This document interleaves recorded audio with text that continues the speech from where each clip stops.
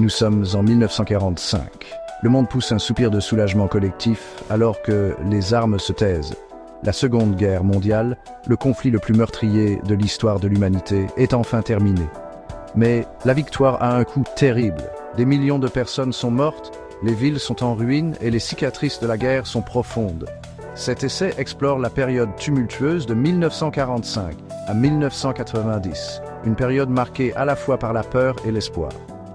Nous examinerons comment le monde a géré les conséquences de la guerre et l'émergence d'un nouvel ordre mondial. La dévastation de la Seconde Guerre mondiale était sans précédent.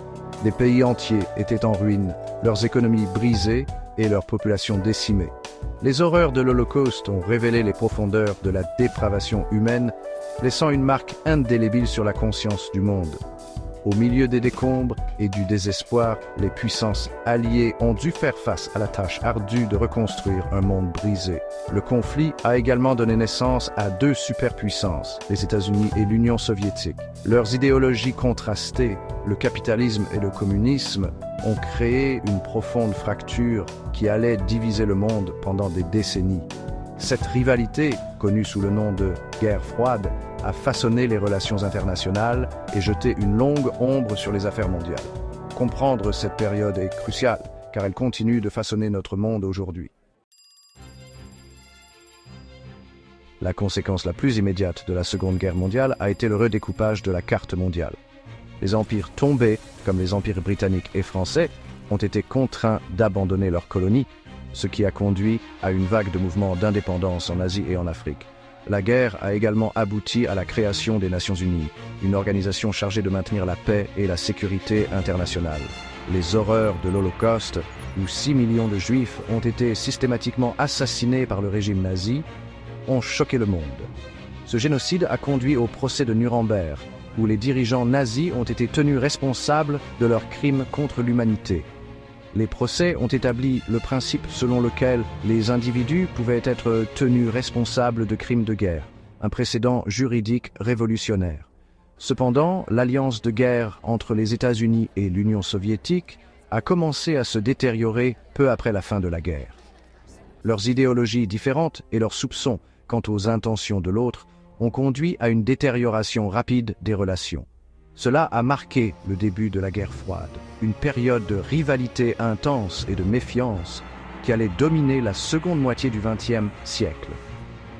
La guerre froide n'était pas une guerre traditionnelle avec des affrontements militaires directs entre les superpuissances. Au lieu de cela, elle était caractérisée par une course aux armements, des guerres par procuration et un état de tension constant. Les deux camps ont amassé de vastes arsenaux nucléaires, créant une atmosphère de peur et d'incertitude.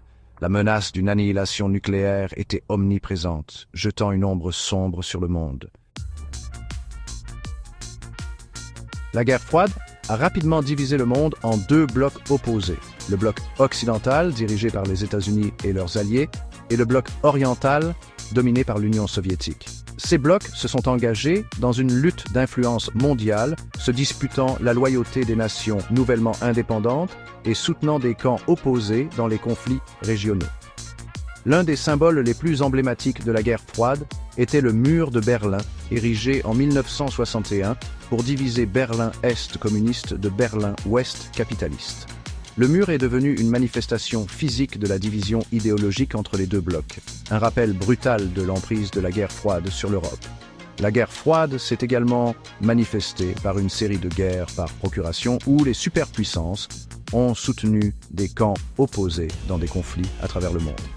La guerre de Corée, de 1950 à 1953, et la guerre du Vietnam, de 1955 à 1975, étaient deux de ces conflits, chacun faisant des millions de victimes et soulignant le coût humain des batailles idéologiques de la guerre froide. Le moment le plus dangereux de la guerre froide est sans doute survenu en 1962 avec la crise des missiles de Cuba. Le placement de missiles nucléaires soviétiques à Cuba, à seulement 150 km des États-Unis, a amené le monde au bord de la guerre nucléaire. La crise n'a été évitée que par des négociations tendues et un accord de dernière minute entre le président américain John F. Kennedy et le premier ministre soviétique Nikita Khrouchtchev. Dans les années 1970, Un sentiment de lassitude face à la tension constante de la guerre froide a commencé à émerger.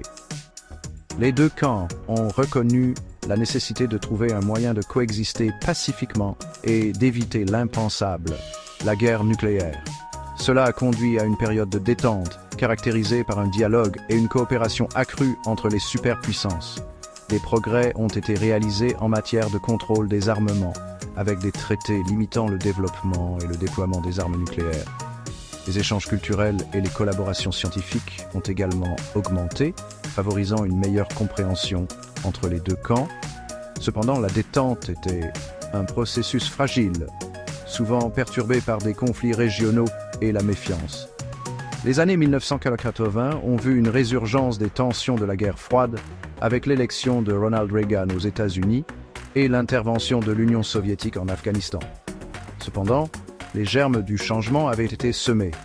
L'arrivée au pouvoir de Mikhaïl Gorbatchev à la tête de l'Union soviétique en 1985 a inauguré une nouvelle ère de réforme et d'ouverture. Les politiques de Gorbatchev, la glasnost ou ouverture, et la perestroïka ou restructuration visaient à réformer le système soviétique de l'intérieur. Cependant, ces réformes ont déclenché des forces qui allaient finalement conduire à l'effondrement de l'Union soviétique en 1991. La chute du mur de Berlin en 1989, symbole de la division de la guerre froide, a marqué la fin symbolique de la guerre froide et le début d'une nouvelle ère.